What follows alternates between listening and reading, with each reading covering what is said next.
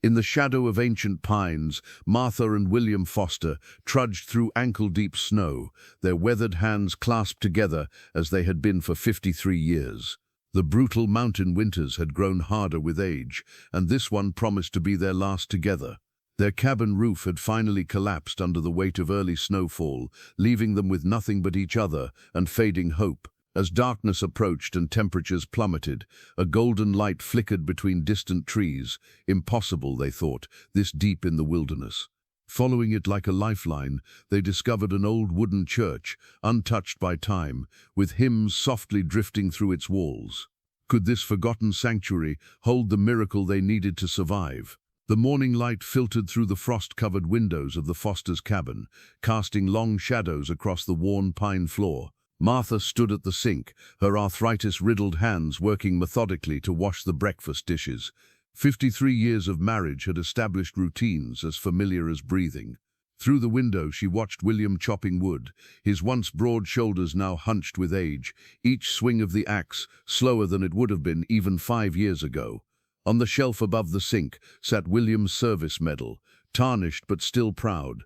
Sometimes Martha caught him looking at it, a reminder of the life they'd left behind when they chose these mountains over civilization. Too many people down there, he'd said back in '73. Too much noise, too many lies. She hadn't disagreed. Their decision to move up here hadn't been impulsive. After William returned from Vietnam, something in him had changed. The crowds made him jumpy, the noise kept him awake at night.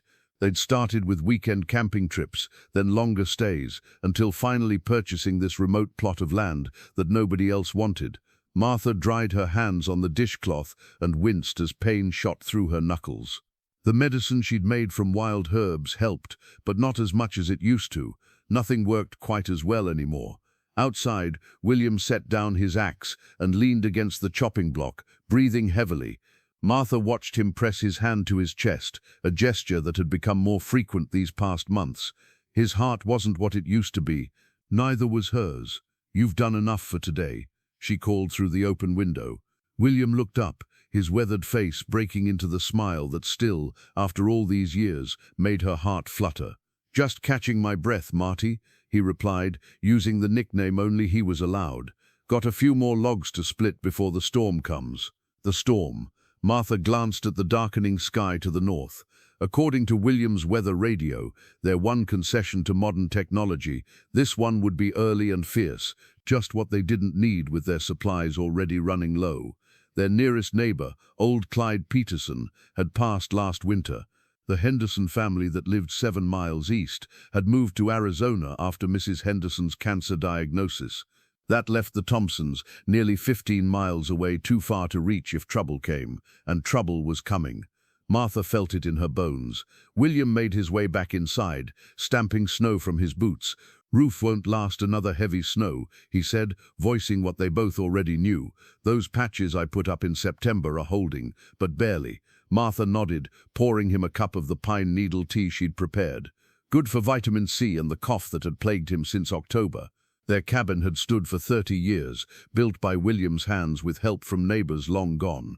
Just a one-room structure at first, they'd expanded it twice as their needs changed. It wasn't much by modern standards, no electricity except what their small generator provided, no running water beyond what they pumped from the well, heated only by the massive stone fireplace and wood stove. But it had been home. William eased himself into his chair by the fire, the wood creaking in sympathy with his joints. On the mantel sat the photographs, faded now, of their life before, their wedding day, the small house in Missoula, William in uniform, and Tyler, their son, forever 5 years old in the picture frame. Neither of them spoke of him often anymore. The pain had dulled over the decades, but never truly vanished. "We should have left last summer," William said suddenly. "Gone down to that assisted living place in Helena that Dr. Morgan mentioned." Martha shook her head. "And be surrounded by strangers? Living by someone else's schedule? That's not us, Will. We're getting old, Marty." His voice was soft, reasonable. "Might be nice to have help when we need it." "We help each other," she replied, the same answer she always gave. But they both knew this winter would be different. William's heart medication was running low, and the last time they'd made the journey to town for supplies, he'd needed to stop and rest 5 times on the way back. Martha's eyesight wasn't what it had been, and her hands, once so deft at everything from sewing to field dressing a deer, now betrayed her with increasing frequency. Outside, the wind picked up, whistling through the trees that surrounded their clearing. 50 years ago, this sound had been comforting, a reminder of their chosen isolation. Now it carried a warning. That night, as they lay in bed listening to the wind, William reached for her hand beneath the quilts. "This is going to be our last winter on this mountain," he said. Not a question. Martha squeezed his fingers. "I know." Neither mentioned the possibility that they might not make it to spring. Martha's leather-bound journal lay open on the kitchen table, its pages filled with careful drawings of plants and handwritten notes spanning decades. Her fingers traced the dried yarrow flower pressed between pages, labeled Summer 1997. Back then, neighbors still dotted these mountains, not many, but enough to form a community of sorts. The Hendersons would host midsummer gatherings, the Johnsons would organize hunting parties, old Clyde would bring his fiddle for winter celebrations. One by one, they'd all gone. Some died. Most moved away when modern life made isolation less appealing than it once had been. The younger generation rarely chose this difficult life. "Remember when Sarah Thompson broke her arm falling from that pine tree?" William asked, warming his hands by the stove. "You set it before the storm passed, and we could get her to a doctor." Martha nodded. Her journal documented that day. The splint she'd fashioned, the pain tincture she'd brewed from white willow bark. "Doctor said I did as good a job as he would have." William smiled. Always were better than any doctor. Martha closed the journal. Her knowledge of healing plants had served them well over the years. Respiratory infections treated with mullein, digestive troubles eased with wild ginger, wounds cleaned with yarrow, but her remedies couldn't fix everything, especially not William's heart condition or her own deteriorating joints. Outside, snow began to fall again, earlier than usual for November.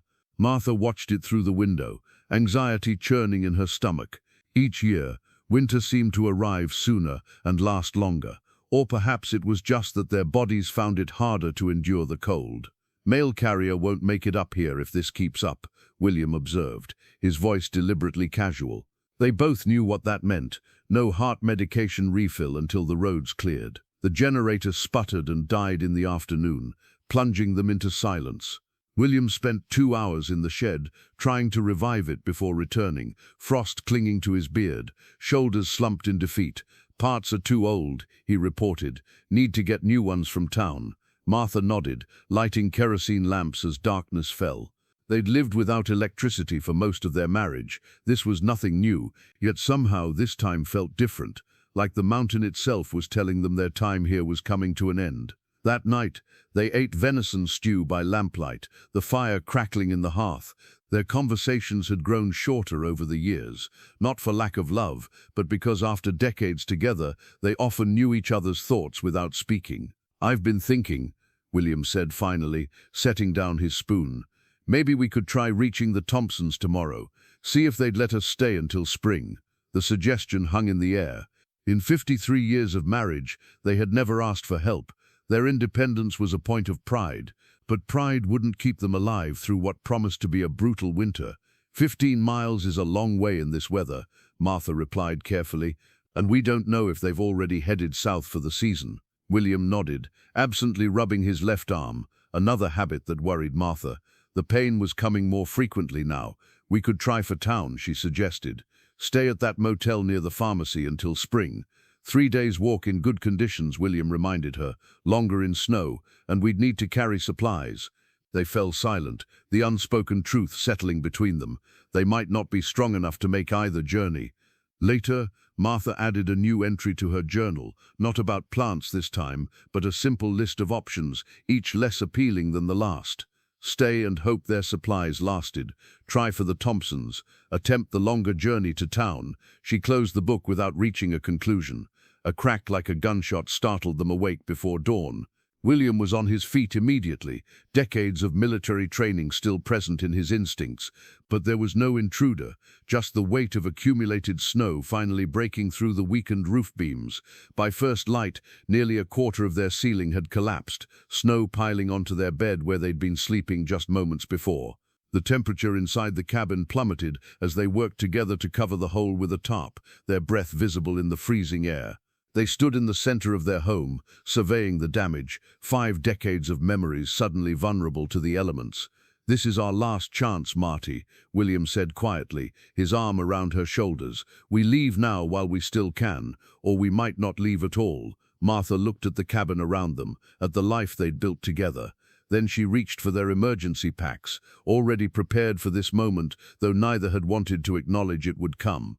"Then we leave," she said, "together." The old topographical map crinkled as William spread it across the table, its edges worn soft from years of handling.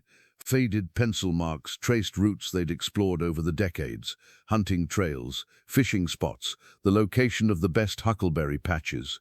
William's finger traced the familiar path to town, following the creek before connecting with the old logging road. 3 days in good weather, he murmured, maybe 5 in this snow. Martha nodded, methodically packing their emergency bags, practical choices only, matches wrapped in waterproof material, jerky, dried fruits, a change of clothes each, basic first aid supplies, William's remaining heart medication. The kerosene lamp flickered, casting long shadows as she worked. "We should have left last week," she said, not accusingly, just stating fact. William folded the map, his eyes lingering on the southwestern corner, where the paper remained curiously blank. Years ago they'd tried to explore that area, drawn by stories from old Clyde about natural hot springs. But something always prevented them, unexpected storms, fallen trees blocking paths, even William's uncharacteristic sense of disorientation whenever they ventured in that direction. "Never did figure out what's over here," he said, tapping the blank spot. Martha paused her packing. "Clyde used to talk about an old church somewhere in those woods. Said it wasn't always there, that it would appear and disappear." William snorted. "Clyde also claimed to have seen Bigfoot 3 times. 4, Martha corrected with a small smile. "Remember that Christmas when he brought the plaster cast of a footprint?" The memory lightened the mood briefly before reality settled back over them. The tarp covering the collapsed section of roof snapped in the wind, a constant reminder of their predicament. By dawn they were ready. Martha stood in the doorway, looking back at the home they'd built together.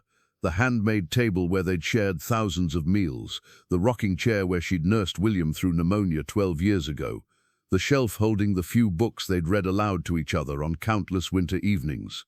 "We'll come back in spring," William said gently, though they both knew it might not be true.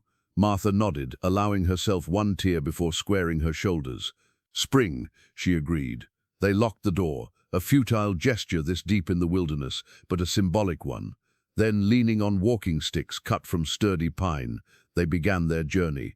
The forest welcomed them as it always had, the familiar trail now blanketed in 8 inches of snow. In their younger years, they might have appreciated its beauty. Now each step was deliberate, conserving energy, testing footing before committing weight. William led the way, breaking trail as he always had. Martha watched his back, noting the careful way he moved, how frequently he stopped to catch his breath. She timed her own rest breaks to coincide with his, preserving his dignity. By midday, they'd covered less than 4 miles. Dark clouds gathered overhead, and the wind carried the unmistakable scent of more snow. "Weather's turning," William observed, consulting the map again. "We should find shelter soon." According to the map, an old hunter's cabin stood about 2 miles ahead. They'd used it before during extended hunting trips, nothing more than a 3-walled lean-to, but it would block the wind at least. The first flakes began to fall as they resumed walking. Within an hour, visibility had dropped dramatically, the trail all but disappearing under fresh powder. William stopped more frequently now, each time taking longer to recover. "I think we've veered off course," he admitted finally, turning in a slow circle, the familiar landmarks obscured by curtains of white. Martha felt a flutter of panic, but suppressed it. Panic wouldn't help them now. "The creek should be to our east," she said. "If we find it, we can follow it to the cabin." William nodded, but his expression betrayed uncertainty, unusual for a man who had always seemed to have an internal compass. They altered course, moving east as best they could determine without the sun for reference. The creek eluded them. The hunter's cabin remained undiscovered. As afternoon faded toward evening, temperatures dropped sharply. "We need to make camp," William said finally, his voice strained. Can't risk continuing after dark. They found minimal shelter beneath a cluster of pines, the dense branches having kept the ground relatively clear of snow. Working together as they had countless times before, they constructed a makeshift camp, a small fire, a simple lean-to of branches, pine boughs for insulation. As darkness fell completely, they huddled together beneath their emergency blankets, the fire providing meager warmth against the intensifying cold. "Remember when we got caught in that blizzard in '87? Martha asked, deliberately keeping her tone light. "Spent 3 days in that cave by Eagle Peak." William's arm tightened around her shoulders. "Made a lot of memories in these mountains," he said softly. Neither spoke, the fear growing between them, that these mountains, which had given them so much, might claim them in the end. Dawn arrived with bitter cold and aching joints. Martha woke first, William's breathing shallow beside her. The fire had died hours ago, and frost coated their blankets. She reached into her coat pocket, fingers finding the small photograph she always carried, their son Tyler, forever smiling, forever 5 years old. The edges of the photo had worn soft over the decades. Sometimes Martha thought the image itself had begun to fade, like their memories of his laugh, his voice. 25 years ago, William had suggested they talk about Tyler more often, to keep him alive in their hearts, but the pain had been too raw, the grief too consuming. So they'd let the silence grow, focusing on survival in the wilderness instead of the wound that had driven them there. Martha tucked the photo away as William stirred. "Morning," he murmured, his voice rough with sleep and cold. "Morning," she replied, helping him sit up, pretending not to notice his wince of pain or the blue tinge to his lips. They ate a meager breakfast of jerky and dried apples, neither mentioning how the supplies were already dwindling faster than planned. William consulted the map again, but his hands shook with cold, and Martha saw confusion in his eyes as he tried to orient himself. "We need to find the creek," he said finally. "Water always leads somewhere." They packed their makeshift camp and continued, the snow now past their ankles. William moved slower today, each step deliberate, each breath labored. Martha walked beside him rather than behind, ready to catch his arm when he stumbled. By midday, the brief winter sun was already sinking toward the horizon. They'd found no creek, no trail, no landmark they recognized, just endless trees and snow and silence. William stopped, leaning heavily against a pine tree, his face gray with exhaustion. "Need to rest," he managed, sliding down to sit at the tree's base. Martha knelt beside him, alarm rising as she saw the pain etched in his features. "Your heart." He nodded, fumbling in his pocket for the pill bottle. "Last 3, he said, holding out the medication. Martha helped him swallow one with a sip of their precious water. "We'll find help soon," she promised, though the wilderness stretching in every direction told a different story. William's eyes drifted to the western sky, where the setting sun painted the clouds in brilliant golds and reds. "Beautiful," he murmured, "always loved sunsets up here." Martha followed his gaze, struck by how the beauty remained indifferent to their plight. All these years they'd taken comfort in nature's constancy, the rhythm of seasons, the reliability of sunrise and sunset. Now that same indifference might be their undoing. "We should keep moving while there's still light," she said gently, helping William to his feet. They pressed on, William leaning more heavily on her now, their pace slowing to a crawl. The temperature dropped with the sun, and wind cut through their layers of clothing. "Martha," William said suddenly, his voice strangely clear. "If I don't," she interrupted. "We're going to make it. If I don't," he continued firmly, "I want you to know these years with you were worth everything." Martha blinked back tears, her throat tight. "We've had a good life, the best," he agreed. The last light was fading now, the forest darkening around them. They needed shelter for the night, but exhaustion and cold had dulled their survival instincts. Martha found herself thinking of their cabin, how even with the collapsed roof, it would be warmer than this exposed mountainside. "William," she said, her voice catching, "I'm not sure which way to go." For the first time in their 53 years together, she saw fear in his eyes, not for himself, but for her. The unspoken truth hung between them. They might not survive another night in the open.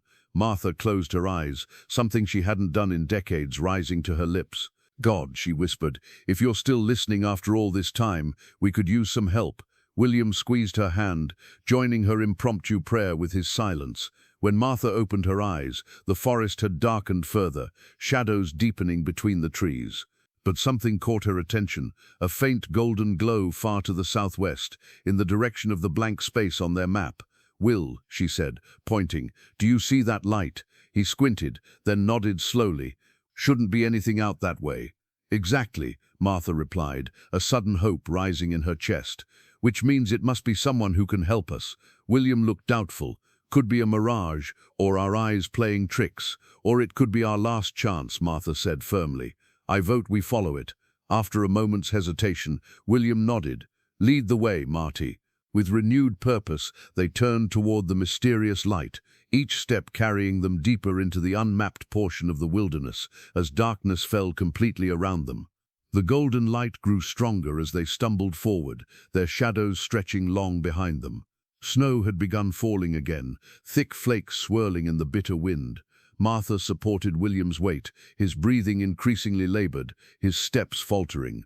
Still they pressed on toward the light, their only hope in the vast wilderness. "Should be nothing out here," William murmured between breaths. "No roads, no cabins, nothing on any map." Martha didn't answer, focusing instead on putting one foot in front of the other. The light seemed to flicker occasionally, like a candle flame in a draught. Sometimes it appeared to move, shifting position between the trees, leading them deeper into the unmapped territory. They crested a small rise, and suddenly the source of the light revealed itself. Martha gasped, her grip on William tightening. Before them stood a church, not a modern building, but an old wooden structure, with a modest steeple, windows glowing with warm light.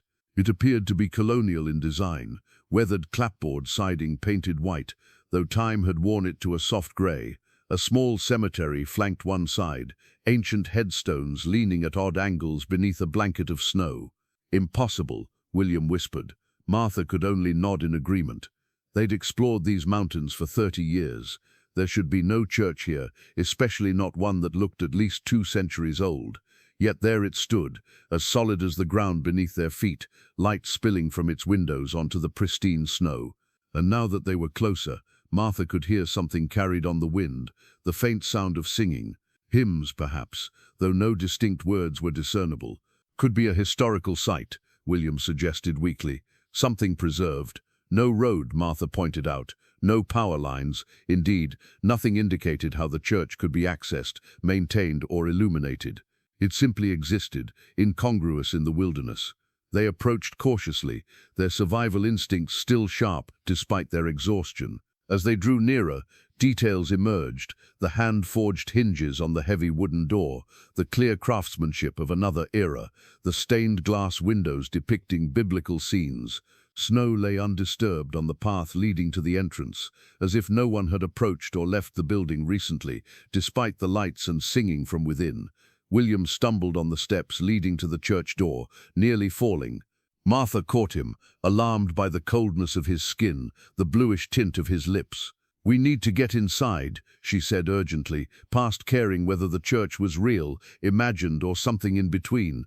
All that mattered was shelter, warmth. William nodded, too exhausted to speak. As they reached the top step, he reached instinctively for his pocket, his hand emerging with something Martha had never seen before, an old iron key, ornate and clearly antique. "Where did you get that?" she asked, staring. William looked as confused as she felt. "I don't know," he admitted. "It was just in my pocket." Before Martha could question further, William collapsed, crumbling to his knees on the church steps, his face contorted in pain, one hand clutching his chest. "William," Martha knelt beside him, panic rising as she recognized the signs. His heart was giving out. The last medication had been hours ago, and the exertion, cold and stress had taken their toll. Desperately she pounded on the church door. "Help! Please, we need help!" The singing inside stopped abruptly. For a terrible moment, silence fell, broken only by William's labored breathing. Then, without anyone visibly opening it, the heavy wooden door swung inward. Warm air rushed out, carrying the scent of beeswax candles and something else, herbs perhaps, or incense. Light spilled across the threshold, illuminating William's pale face.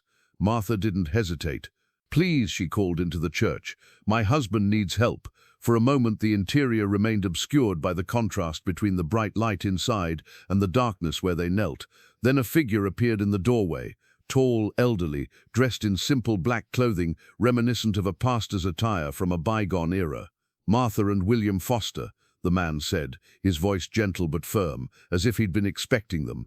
"You've had a long journey. Please come inside." Martha froze, one arm still supporting William. "How do you know our names?" The man smiled kindly.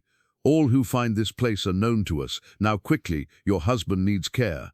As if summoned by his words, two more figures appeared behind him, a middle-aged woman and a younger man, both dressed in similarly old-fashioned attire. Without waiting for permission, they moved to William's side, helping him to his feet with surprising strength. "It's all right, Marty," William managed, his voice weak, but his eyes suddenly clear as they met the pastor's gaze. "I think we're meant to be here." The iron key slipped from William's fingers, landing in the snow with a soft thud as the strangers helped him across the threshold into the impossible church.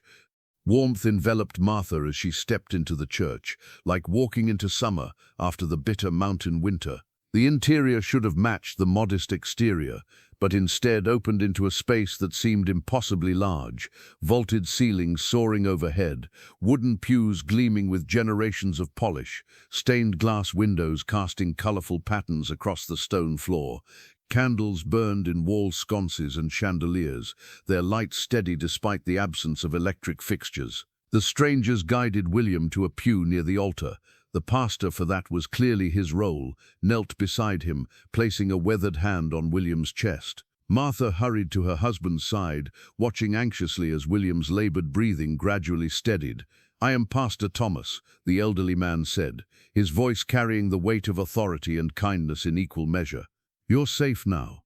Martha looked around, noticing details that made no sense. Though they'd heard singing, the church appeared empty save for themselves and the three who had welcomed them. The air felt oddly still, as if existing outside time itself. "Where is everyone?" she asked, her practical nature reasserting itself despite their strange circumstances. "They're here," Pastor Thomas replied cryptically, in their own way. The middle-aged woman who had helped William stepped forward, offering a steaming cup. "Drink this," she told William. "It will help your heart." Martha intercepted the cup, her protective instincts flaring. "What is it?" The woman smiled patiently. "Hawthorn, motherwort and linden blossom. The same herbs you've used yourself, Martha, though perhaps in different combinations." Another impossibility, this stranger knowing her herbal remedies. Martha sniffed the liquid cautiously, recognizing the familiar scents. She nodded to William, who accepted the cup and drank deeply. Color returned to his face almost immediately, the bluish tint of his lips fading to pink. He straightened, pressing a hand to his chest with surprise. "The pain is gone," he said, wonder in his voice.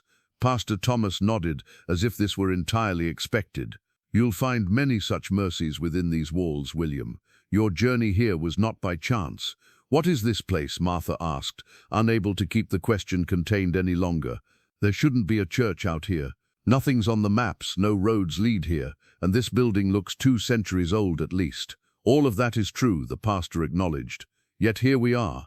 The younger man who had helped William stepped forward, carrying a large leather-bound book.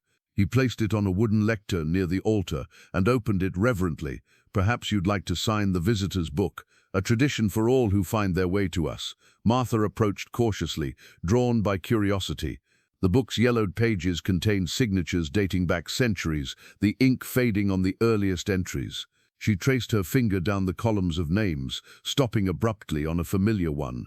Clyde Peterson, dated October 1982, 40 years before his death. "This is impossible," she whispered. "Old Clyde never mentioned finding a church." "Some who find us choose not to speak of it," Pastor Thomas said simply. "Others forget, and some remember only in dreams." William joined her at the lectern, steadier on his feet now. His finger traced another name, Henderson, the family that had moved away years ago. And there Thompson, their distant neighbors. Names they recognized from the scattered mountain community, stretching back generations. "It's getting late," Pastor Thomas said gently, closing the book before they could examine it further. "You both need rest. Elizabeth will show you to quarters where you can spend the night." "We have a small room attached to the church," the middle-aged woman, Elizabeth, explained, "for travelers who find themselves here after dark. It's modest but comfortable. Martha hesitated, decades of independence making her wary of accepting help too readily, even in their desperate situation. "We don't want to impose. It's no imposition," Pastor Thomas assured her. "This church has always been a sanctuary for those in need. Tomorrow, when you're rested, we can talk more." The exhaustion of their journey suddenly crashed over Martha, her body remembering the hours of trudging through snow, the fear, the cold. William seemed to feel it too, swaying slightly on his feet. "Thank you," she said finally. "We're grateful."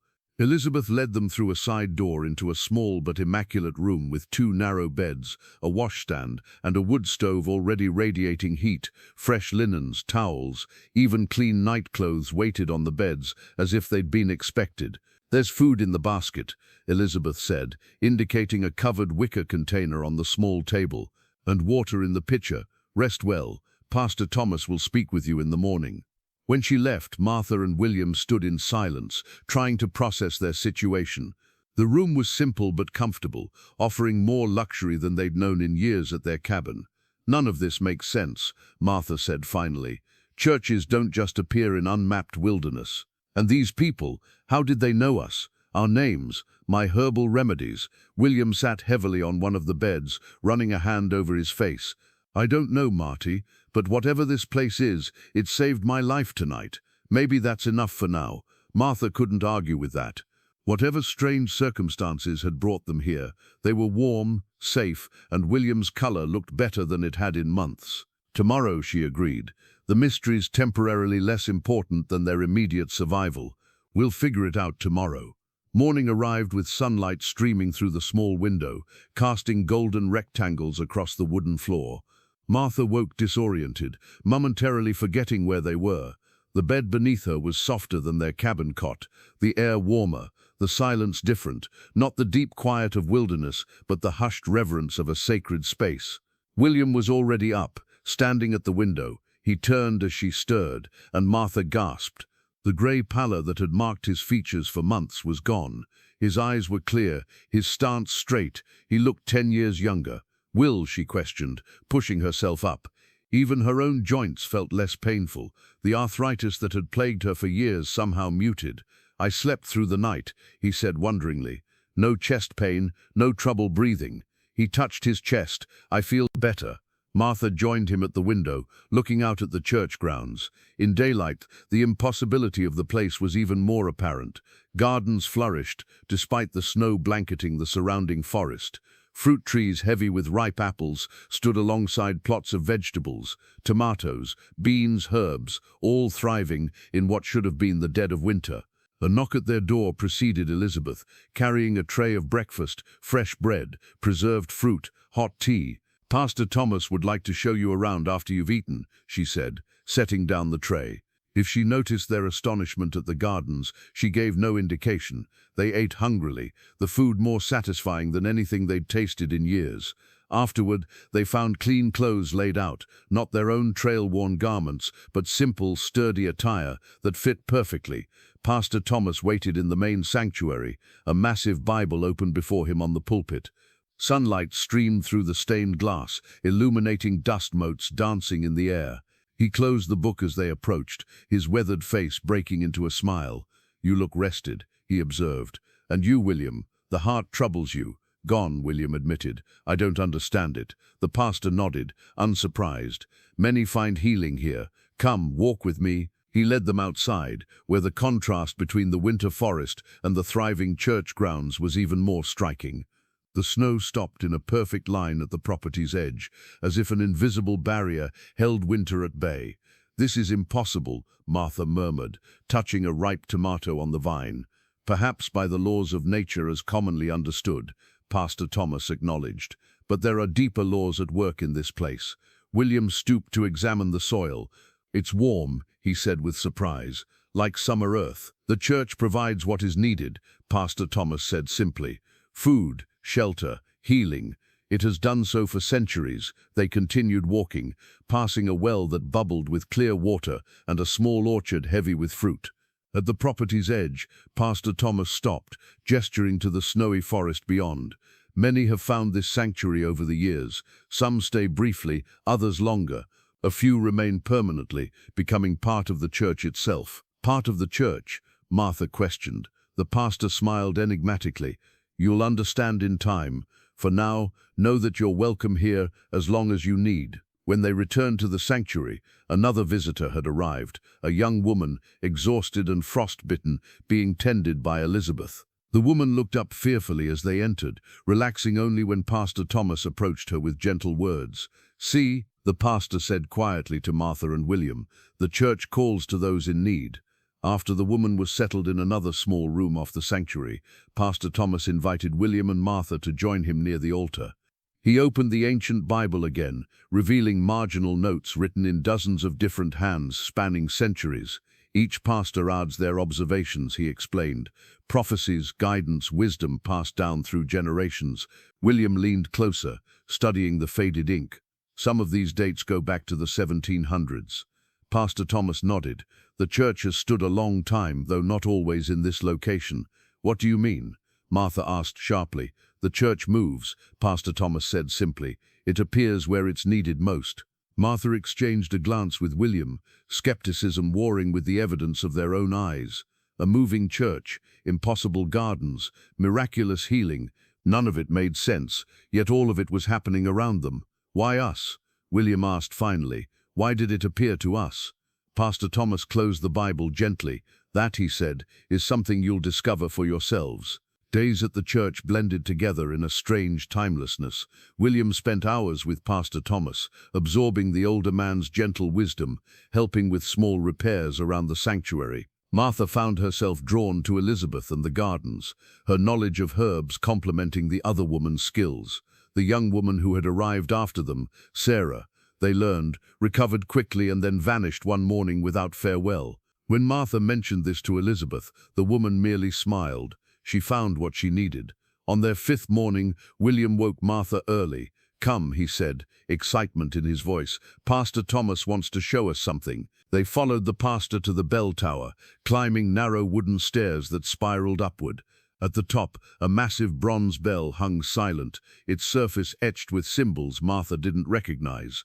This bell has called to lost travelers for centuries, Pastor Thomas explained, running his hand reverently over the metal. When rung, it reaches beyond ordinary hearing. May I? William asked, gesturing to the thick rope that hung beside the bell. Pastor Thomas nodded. It's why I brought you here. William grasped the rope and pulled. The bell swung, releasing a deep, resonant tone that seemed to vibrate through Martha's very bones. The sound lingered, echoing not just in the tower, but somehow beyond, as if it continued to ring in another dimension entirely. Outside the tower window, Martha gasped. The clear winter day had vanished. Dark storm clouds now gathered above the forest, snow falling in thick curtains. Yet over the church grounds, sunlight still shone, the border between winter and summer more defined than ever. The bell marks the boundary between worlds, Pastor Thomas said quietly, and signals to those who might be seeking sanctuary. William stared at the altered landscape. It changes the weather. It changes more than that, the pastor replied. Time flows differently here. Haven't you noticed? Your meals, your sleep, they don't follow ordinary patterns. Martha realized he was right. Since arriving, hunger came when food appeared, sleep arrived when night fell. The precise counting of hours had become meaningless. Later, William and Martha walked the perimeter of the church grounds, testing the invisible boundary between winter and summer. Each time they attempted to step into the snow, something nudged them gently back, not a physical barrier, but a subtle redirection of their intention. We could leave if we really wanted to, William theorized, after their third attempt to cross the boundary left them somehow walking parallel to it instead. But the church discourages it. Martha wasn't so certain, or protects us from what's out there. They had nearly completed their circuit when they encountered a new arrival, an elderly man, stumbling through the snow toward the church.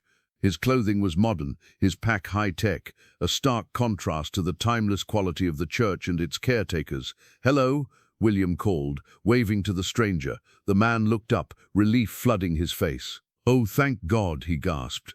"I've been lost for days. My GPS went haywire, and then my phone died."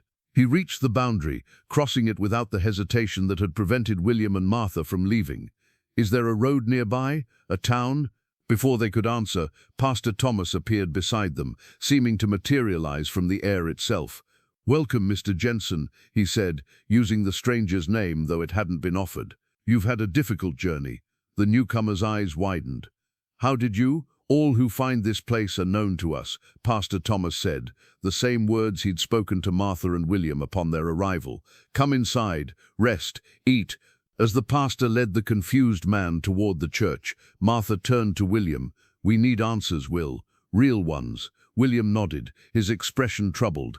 "Tonight, after evening prayers, we'll confront him together." But when evening came, bringing with it the gentle glow of candlelight and the hushed atmosphere of worship, their determination wavered. Pastor Thomas read from the ancient Bible, his voice resonant with conviction and peace. The sanctuary seemed fuller somehow, though no new physical bodies occupied the pews. Martha felt presences around them, benevolent, attentive, as real as her own. When the final prayer ended, Pastor Thomas closed the Bible and looked directly at them, as if he'd heard their unspoken questions. "Tomorrow," he said gently, "tomorrow I will show you the truth of this place." Morning brought a gentle rain to the church grounds, impossible weather given the snow that still blanketed the surrounding forest. Martha stood under the shelter of the porch, watching droplets nourish the already thriving gardens. William joined her, carrying 2 steaming mugs of herbal tea. "Pastor Thomas wants to show us something," he said, handing her a mug. "Says it's time we understood more." Martha sipped her tea, noting how her arthritis pain had all but vanished since their arrival. William, too, continued to improve. His color robust, his breathing easy, his movements fluid in a way they hadn't been for years. Pastor Thomas led them behind the church to a small clearing they hadn't noticed before. In its center bubbled a natural spring, water rising from the ground to form a crystal-clear pool before flowing away in a narrow stream that disappeared beneath the church foundation. "The waters of life," Pastor Thomas said simply, kneeling beside the pool. "The source of the church's healing power." William crouched beside him, dipping his fingers into the water. "It's warm," he observed with surprise, "and there's a slight tingle." Pastor Thomas nodded. "Many natural springs have minerals with healing properties. This one has something more." He cupped his hands, lifting water to his lips. "Drink." Martha hesitated, natural caution warring with the undeniable evidence of the church's benevolence. After a moment, she knelt beside William, scooping water into her palms. The liquid felt different from ordinary water, somehow more substantial, carrying a subtle energy that seemed to vibrate against her skin. When she drank, warmth spread from her throat through her entire body, as if she'd swallowed sunlight.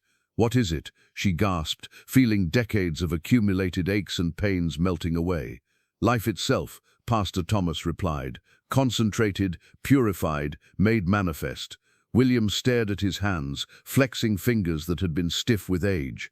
"This is why the gardens thrive in winter," he realized, "why we feel younger, stronger." "The spring feeds everything within the church grounds," Pastor Thomas confirmed. "It heals body and spirit alike." Martha's practical nature surfaced through her awe. "If this water can do such things, it should be shared. People everywhere could benefit. The sick, the dying, the rowed. It cannot leave the grounds." Pastor Thomas interrupted gently. "The water loses its properties beyond the boundary. Many have tried to take it, to study it. All have failed." "Then people should come here," William suggested. "A healing sanctuary open to all." Pastor Thomas's expression grew solemn. "The church calls who it will, when they need it most. It is not a hospital to be visited at will, but a way station between worlds for those at life's crossroads." Martha felt a chill despite the spring's warmth. "What do you mean, between worlds?" Instead of answering directly, Pastor Thomas rose. "Come, there's more you should see." He led them to a small building near the church cemetery that they'd previously overlooked, a simple stone structure resembling a mausoleum.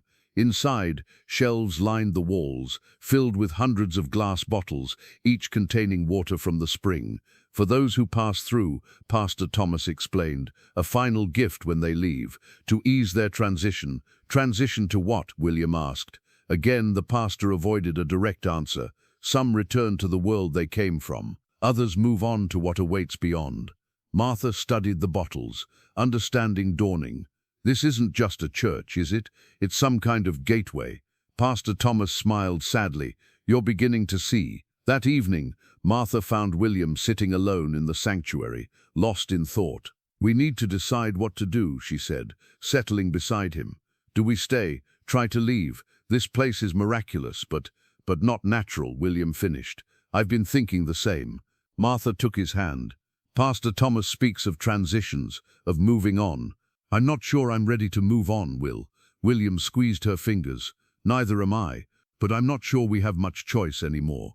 Their conversation halted as the church door opened, admitting the stranger who had arrived the day before, Jensen. He looked different already, calmer, younger somehow. He nodded to them as he passed, heading toward Pastor Thomas's study. "Everyone who comes here is changed," Martha observed, "including us." William stood, decision made. "Tomorrow we try to leave, together. Whatever this place is, whatever it offers, we should choose our path, not have it chosen for us." Martha nodded, though a part of her already doubted whether departure was possible, or whether, deep down, she truly wanted to leave the peace and healing they'd found in this impossible sanctuary. Dawn found them at the church's boundary, determination set on their weathered faces. Despite the peace they'd found, Martha and William had agreed they needed to leave on their own terms. "Ready?" William asked, gripping Martha's hand. She nodded, though uncertainty flickered in her eyes. Together, they stepped toward the invisible line where summer met winter.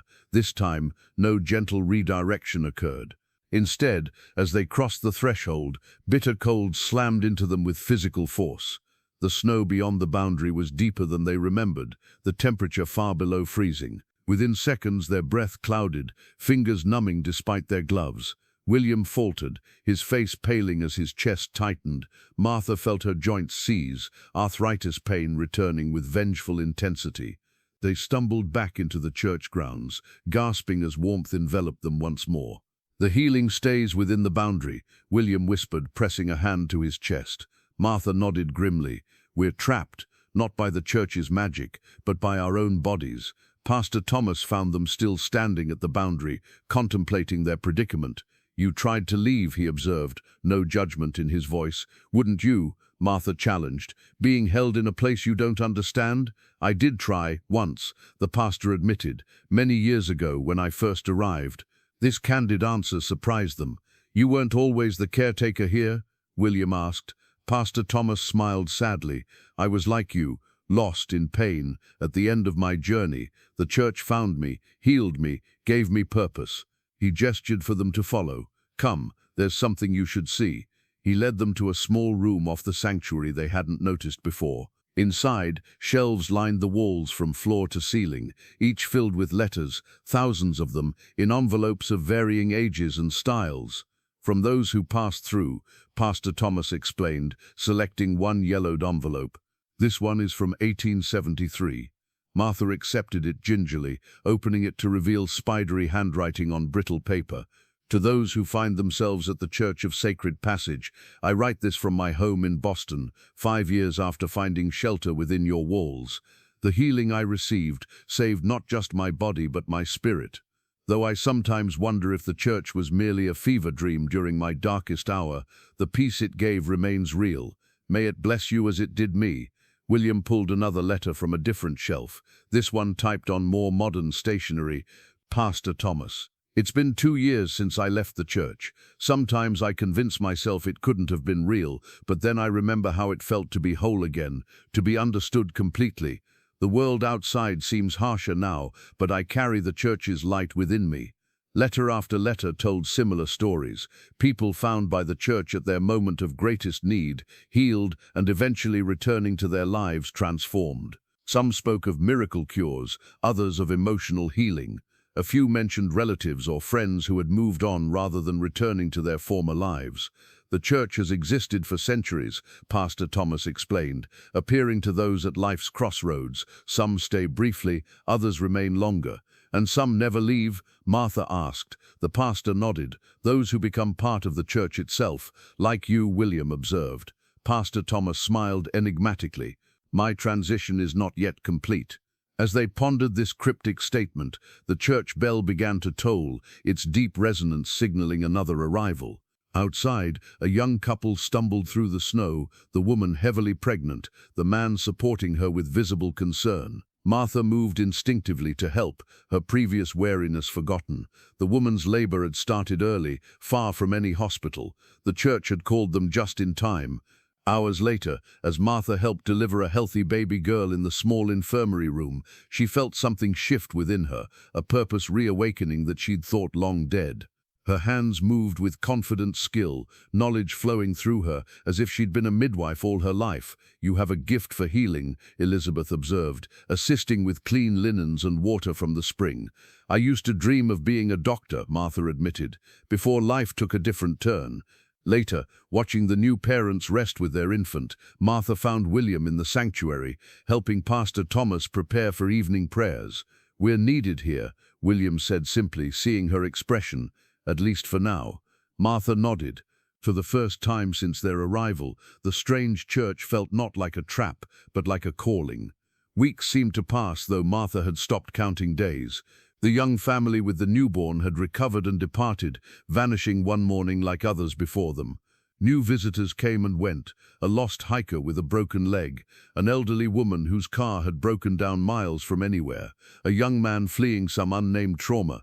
Martha tended to their physical needs, while William, working alongside Pastor Thomas, addressed matters of the spirit.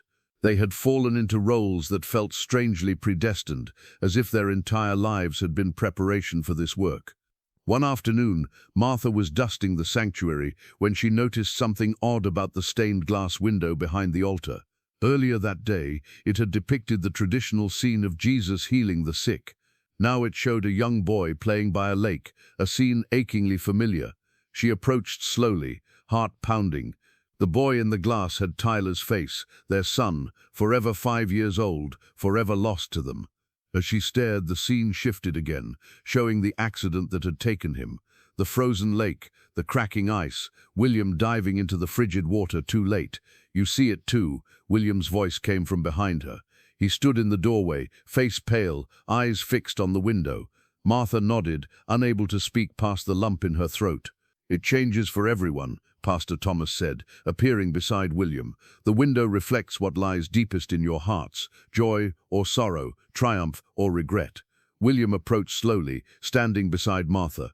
"We never talk about him," he whispered, "not since it happened." "It hurt too much," Martha replied, tears flowing freely now. Pastor Thomas left them alone with their grief, the stained glass continuing to shift through scenes from their shared tragedy, the funeral, the empty bedroom, their retreat to the mountains where memories couldn't follow. Martha leaned into William's embrace, feeling his tears dampen her hair.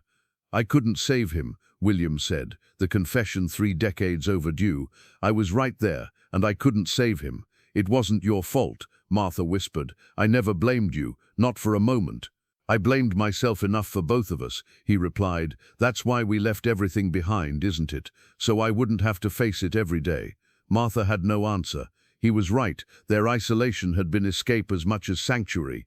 They had fled from their pain, burying it beneath the daily struggles of survival, until it became a silent presence between them, never acknowledged but always there. The window shifted again, showing Tyler as he might have been at different ages, a teenager with William's smile, a young man with Martha's eyes, a middle-aged adult they would never know. "The church knows," William murmured. "It knows everything about us." That evening, other church residents gathered in the sanctuary, Elizabeth, Jensen, and 3 others who had arrived recently. Though they rarely discussed their personal histories, something about the atmosphere encouraged confidence. "My wife died last year," Jensen shared, eyes fixed on the stained glass, which now showed a woman's smiling face.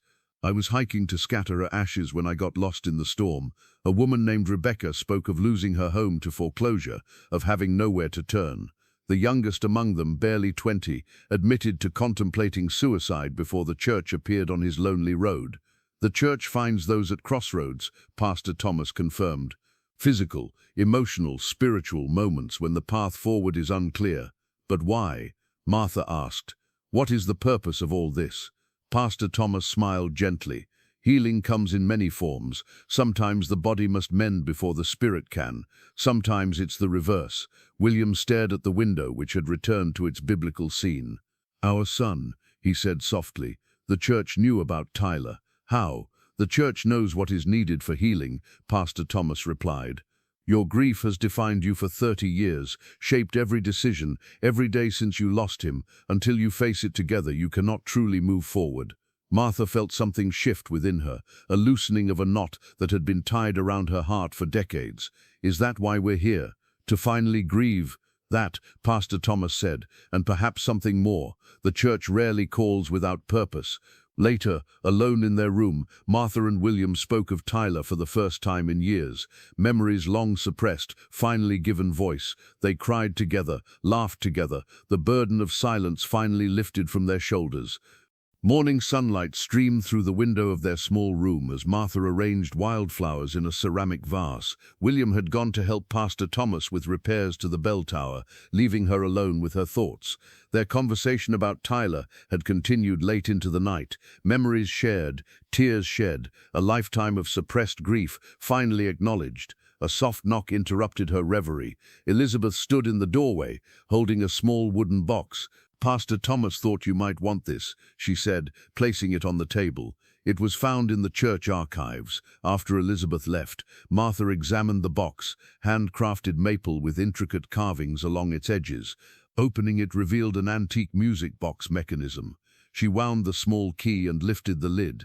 The melody that emerged froze her in place, a simple lullaby she had sung to Tyler every night, a tune she hadn't heard in 30 years. William appeared in the doorway, his face pale. "I heard it from the courtyard," he said, voice unsteady. "That's Tyler's lullaby," Martha finished. "How could they possibly know?" They brought the music box to Pastor Thomas, who waited in the sanctuary with the other residents. Jensen, Rebecca, and the others formed a circle around them, faces solemn but kind. "The church remembers what matters," Pastor Thomas explained simply.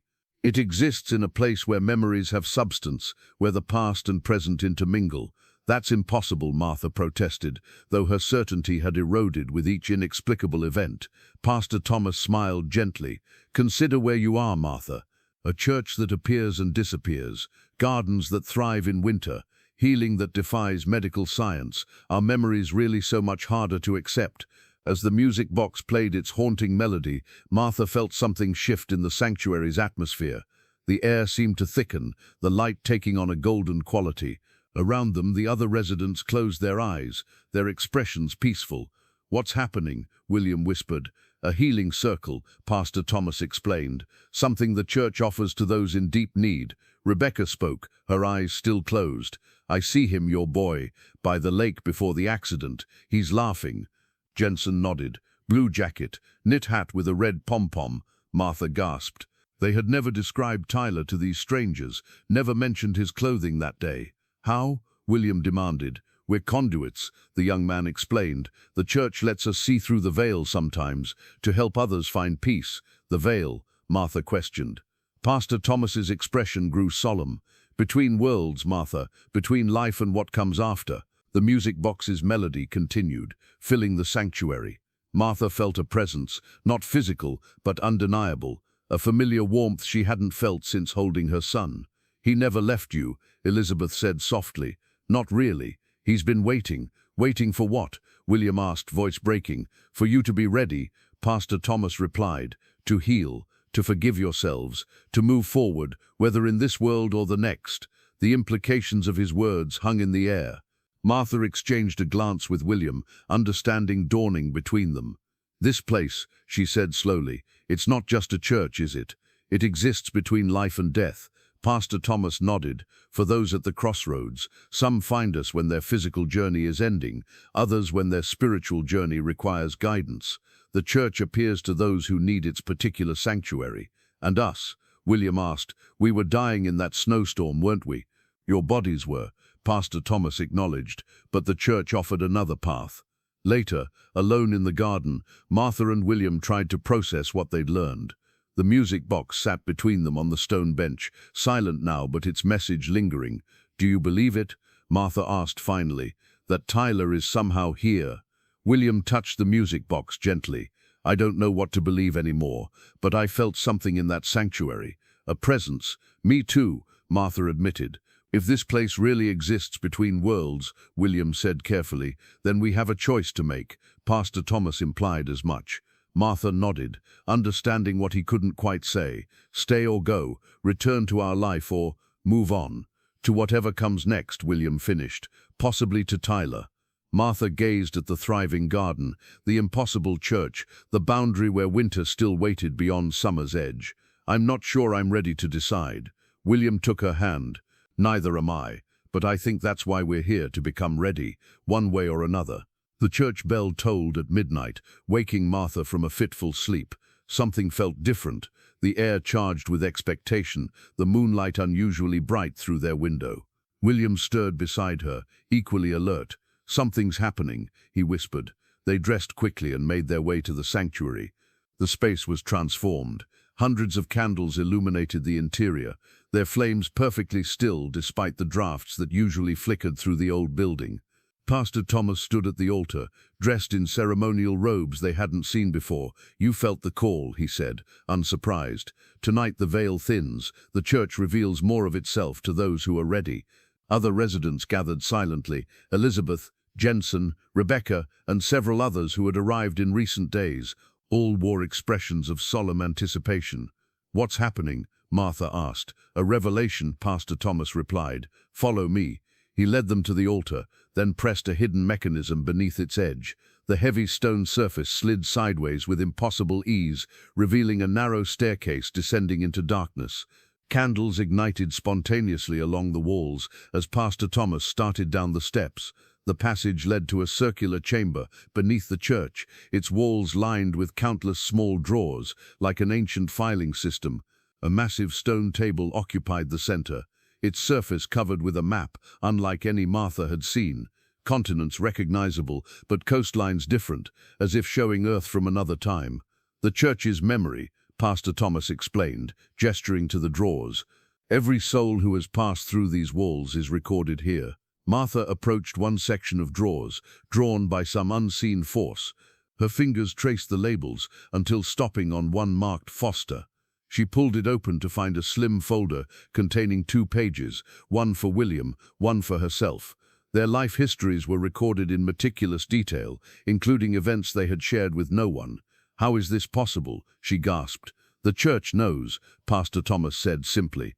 "It has always known." William discovered another drawer labeled Thomas, Jonathan, and glanced questioningly at the pastor. "My arrival was in 1887, Pastor Thomas Jonathan explained. "During a blizzard much like yours. I was a circuit preacher whose wagon overturned in a ravine. By all natural laws, I should have died there. But the church found you," Martha said, understanding dawning. Jonathan nodded. "As it has found souls in need for centuries, some pass through briefly. Some stay longer, and some become caretakers," William finished. "When they're ready," Jonathan confirmed, "when they understand their purpose." Martha continued examining the drawers, finding names she recognized: Old Clyde, the Hendersons, other neighbors from the mountain community. All had found the church at some point, though none had mentioned it after returning to their lives. Then her hand froze on a drawer labeled Foster Tyler. With trembling fingers, she opened it to find a single page, a brief life, ended at age 5. But unlike the other records, this one continued beyond death, describing a spirit connected to the church, waiting, watching over his parents through the decades. "He's been here all along," William whispered, reading over her shoulder. "All these years we spent trying to escape his memory, and he was waiting for you to be ready to find him again," Jonathan said gently. Martha's vision blurred with tears. "Can we see him? Speak to him?" "Not yet," Jonathan replied, "but soon perhaps, if that is the path you choose." As they processed this revelation, Martha noticed a peculiar symbol on the map table, a small church, glowing faintly, positioned in the mountains where their cabin stood. Examining the map more closely, she saw other identical symbols scattered across continents and time periods. The church doesn't exist in just one location, she realized. It appears wherever it's needed. And whenever, Jonathan added, time flows differently here. "But why?" William asked. "What's the purpose of all this?" Jonathan traced the map thoughtfully. "Some believe the church is a way station for souls, a place of healing before their final journey. Others think it's a nexus point where the barriers between worlds grow thin." Martha's attention was caught by a drawer partially open, glowing with soft light. Inside was not a folder, but a leather-bound book, ancient, its pages filled with names arranged in columns.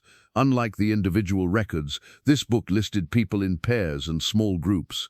The guardians, Jonathan explained, those who found their purpose in guiding others. The final entry caught Martha's breath. Jonathan, Thomas and William, and Martha Foster. "This is why we're here," William said softly. "Not just to heal, but to become caretakers," Jonathan finished. "The church has been preparing for my transition. I've served my time. Now it calls for new guardians." Martha stared at their names in the ancient book. "We never had a choice, did we? From the moment our roof collapsed, there is always choice," Jonathan corrected. "But the church chooses carefully those it calls. Your lifetime of isolation was preparation, teaching you self-reliance, simplicity, and most importantly, how to recognize those truly in need." Dawn found Martha and William walking the church grounds, processing the night's revelations.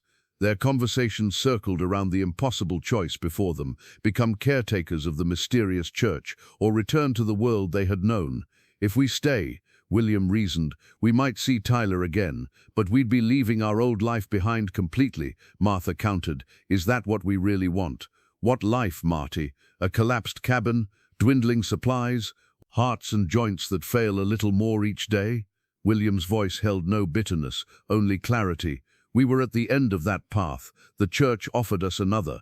Pastor Thomas, Jonathan, found them by the healing spring, where they sat in contemplative silence. He carried an ornate silver chalice, its surface etched with the same symbols they had seen on the church bell. "The time approaches for a decision," he said gently. "The communion chalice may offer clarity." He filled the cup from the spring and offered it first to Martha. "Drink and you may glimpse what awaits on either path." Martha hesitated, then raised the chalice to her lips. The water tasted different from before, richer, almost electric on her tongue.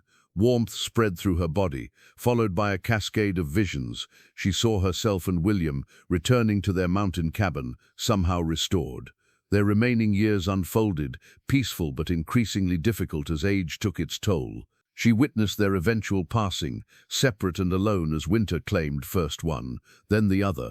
The vision shifted. Now she saw them as caretakers of the church, ageless, welcoming lost souls, guiding them toward healing. And there, hovering at the edges, a familiar presence she recognized as Tyler, drawing closer as they grew into their new roles. When the visions faded, Martha passed the chalice to William with shaking hands. His expression changed as he drank, eyes widening at whatever future he witnessed. "You saw?" she asked when he lowered the cup. He nodded. "Both paths. Life as it would be if we return. Life as it could be if we stay." Jonathan took the empty chalice, his gaze understanding. "The choice must be made freely, but know that the church rarely calls those who aren't already prepared in their hearts." Throughout the day, the church seemed to prepare for something momentous. Elizabeth and the others cleaned the sanctuary, polished woodwork, arranged fresh flowers at the altar. Candles were placed in every window, their flames burning steadily despite the absence of wax melt. More visitors arrived, 3 in quick succession, each looking more lost than the last. Martha and William helped welcome them, explaining nothing yet offering everything: food, rest, compassion. The work felt natural, as if they'd been doing it all their lives. As evening approached, Jonathan led them to a small room off the sanctuary they hadn't noticed before. Inside stood a simple wooden trunk containing ceremonial clothes similar to Jonathan's, a black suit for William, a modest dark dress for Martha. "For tonight's ceremony," Jonathan explained, "if you choose to accept the church's calling."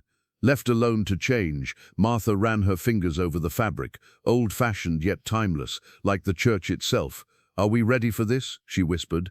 William took her hands. "We've had a lifetime of preparation, it seems. And what waits for us back in the world?" "Nothing but a slow decline," Martha acknowledged. "But this becoming caretakers of a supernatural church, it's so far beyond anything we imagined." "Is it?" William countered. "We sought isolation, simplicity, purpose. The church offers all three, just in a different form than we expected." Martha nodded slowly. "And Tyler, the chance to see him again. That above all," William agreed. As darkness fell, they joined Jonathan in the sanctuary, now filled with soft light from hundreds of candles. The other residents formed a circle around the altar, which had been decorated with branches of evergreen and winter berries. "Tonight marks a transition," Jonathan announced, his voice stronger than they'd heard before. "My time as guardian draws to a close. A new chapter begins." He lifted his hands, and the church responded, the bell tolling once without being rung, the stained glass windows glowing with internal light, the very air seeming to vibrate with anticipation. "Before we proceed," Jonathan said, turning to Martha and William, "I must ask once more, do you freely choose to become guardians of the Church of Sacred Passage, to guide lost souls, to offer healing to the broken, to stand at the threshold between worlds until your own final transition?" Martha felt William's hand clasp hers. Together, they stepped forward into the circle of light. "We do," they answered in unison, their voices echoing in the ancient sanctuary as candle flames reached toward the vaulted ceiling, and somewhere, just beyond sight, a presence they both recognized drew nearer. The ceremony began with a single note from the church organ, played by unseen hands. Jonathan stood before Martha and William, his face illuminated by candlelight, his eyes reflecting a wisdom beyond mortal years. "The transition requires 3 elements," he explained. "Understanding of the Church's nature, acceptance of its purpose, and communion with those who have gone before." Outside, a storm gathered with supernatural speed. Wind howled around the church walls, snow driving against windows that should have shattered under the assault, yet remained intact. The boundary between the church grounds and the winter forest seemed to blur, reality itself becoming fluid. "The church exists in many places, many times," Jonathan continued, raising his voice above the mounting tempest. "It appears where needed most, to those at the crossroads of life and death, hope and despair." The walls of the sanctuary became translucent, revealing shadowy landscapes beyond, a desert, a coastline, a city street, all overlapping like double-exposed film. In each setting stood an identical church, connected somehow to this one.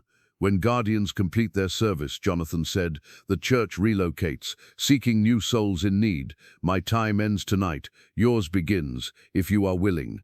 Martha gripped William's hand tighter as the storm intensified, the church seeming to flicker between realities. "We're willing," she affirmed, "but how do we?" Her words faltered as Jonathan guided them toward the altar. There, embedded in the stone foundation and previously hidden, was a weathered block marked with hundreds of names carved into its surface. Some were ancient, the letters worn nearly smooth. Others appeared more recent. Martha traced the carvings with trembling fingers until she found what she somehow knew would be there. "Tyler Foster," inscribed in childish handwriting.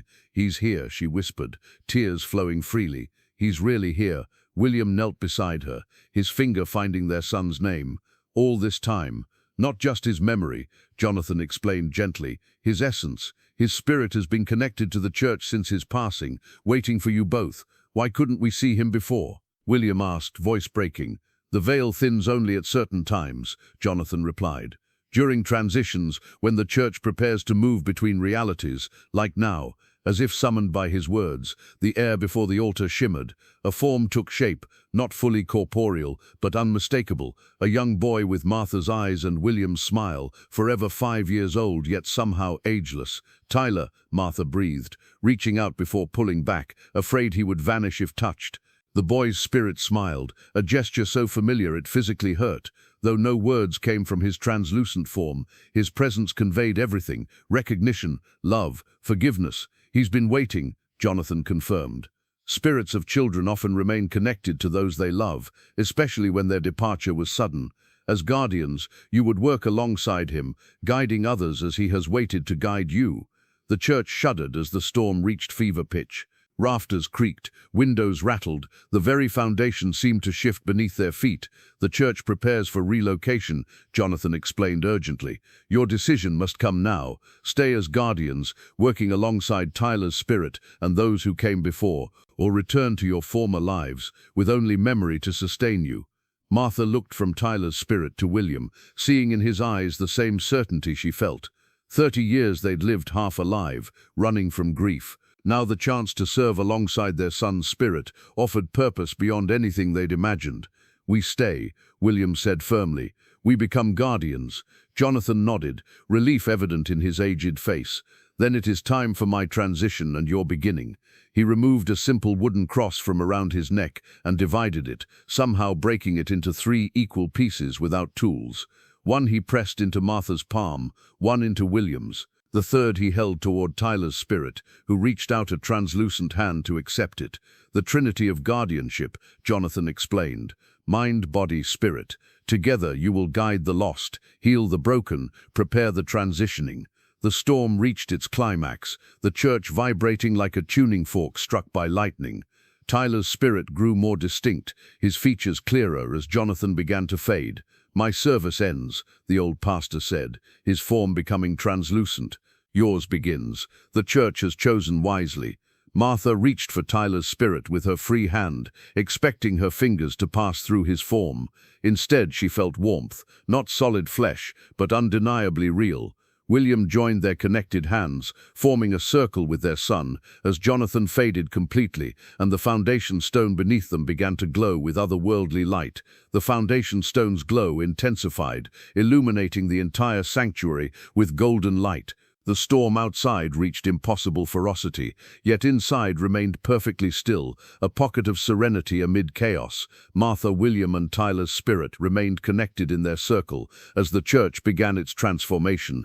"The relocation has begun," Elizabeth explained, her form now as translucent as Tyler's. "The church prepares to appear where it will be needed next." Martha watched in wonder as the other residents gradually revealed their true nature, not living people, but spirits of past visitors, some who had become permanent guardians, others who simply remained connected to the church after their physical passing. "You've been spirits all along?" William asked, understanding dawning.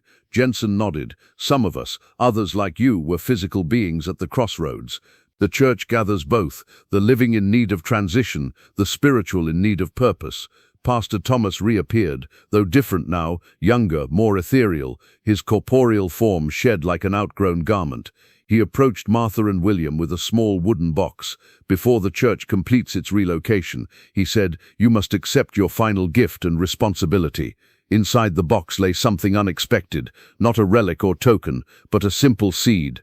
Small and unremarkable, it resembled an ordinary pine seed, though it pulsed with the same golden light as the foundation stone. "The essence of the church," Thomas explained.